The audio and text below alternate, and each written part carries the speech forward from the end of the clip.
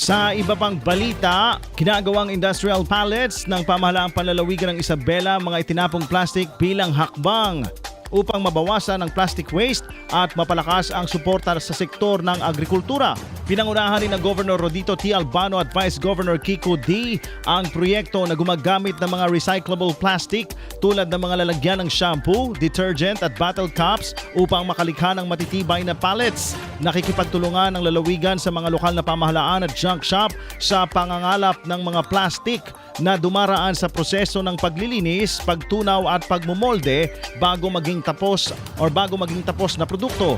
Ayon sa pamahalaang panlalawigan, inaasahang makatutulong ang proyekto sa pagbawas ng basura sa kapaligiran habang nagbibigay ng matibay na pangmatagalang kagamitan para sa mga bodega at pasilidad ng agrikultura sa Isabela. IFM News.